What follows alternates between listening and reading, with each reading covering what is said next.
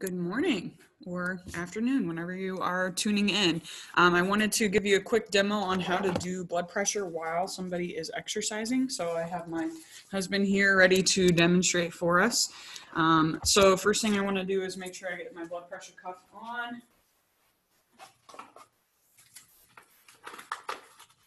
Again, it's probably more important this time to make sure it's tight because as he moves around, we want to make sure that this is secure. So again, look for those arrows so that we can line those up on that supine side of his elbow.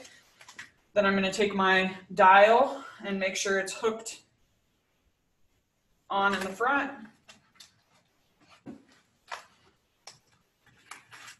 Okay.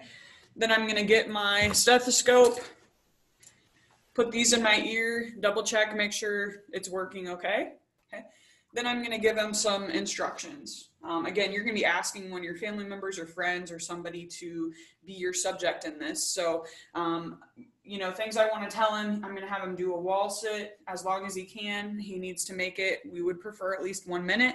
When he's about done, if he can let us know that, then I can get that blood pressure right at the end of his exercise. So that would be ideal.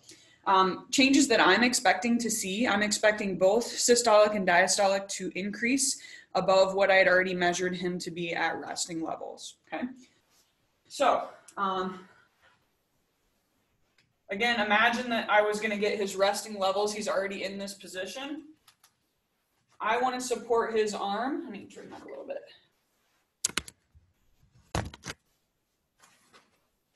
I need to make sure that I'm supporting his arm so that he's not contracting any of his muscles in this arm so that I get an accurate reading, okay?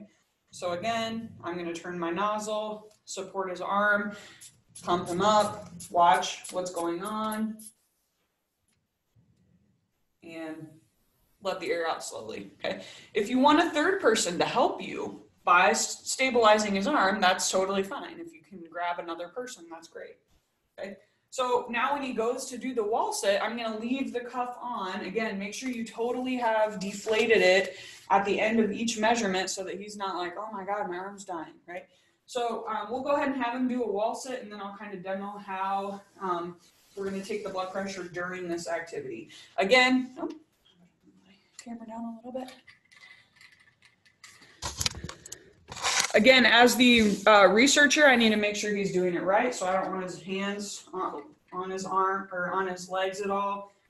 When I take that blood pressure, again, I've got to be here stabilizing his arm so that he doesn't have any weight on it while he's completing the exercise. Okay, that's good.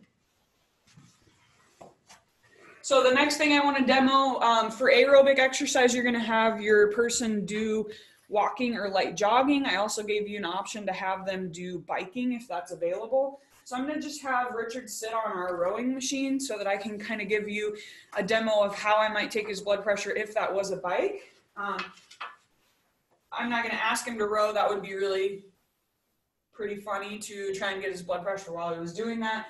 But if he is doing like a stationary bike or something like that, I can again support his arm here, and this is actually a little easier than the wall sit. I can support his arm here and be able to do my measurement while he's biking. His other hand can stay on the handlebars or whatever feels comfortable for him. But the idea is I want to make sure that arm is completely rested when he does so. Okay. One last thing. So that's good. I'll have him sit here at the bar. If he was going to get his resting blood pressure measured, I just want to reiterate to you that it is important that he is in a rested position with this arm as well, okay? So again, we have this nice high table. He can rest his arm on that. So find some sort of surface where he can rest his arm on that. And again, this is great practice for you because now I can kind of do things slowly and take a look at what's going on while I do it, okay? Expected changes for the wall sit, we expect systolic and diastolic to both increase. Could be up to 200 for systolic pressure, so make sure you're pumping up your gauge to higher than that, Okay. For the biking exercise, we'll see less of a change.